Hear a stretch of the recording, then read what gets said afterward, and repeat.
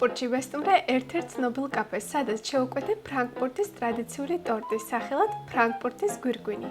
დიდად არ მომეწონა ეს ტორტი, თუმცა მდებარეობის გამო კარგი ადგილია.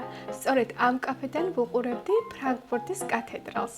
ჩემთვის ეს ადგილი განსაკუთრებულია ფრანკფურტში. რომელია თქვენი საყვარელი ადგილი, გამიზიარეთ კომენტარებში. თუ გიყვართ მოგზაურობა ჩემსავით, არ დაგაუწყდეთ არხის გამოწერა YouTube-ზე. მადლობა მხარდაჭერისთვის. ბედნიერ დღეს გისურვებთ და დროებით დაგემშვიდობებით.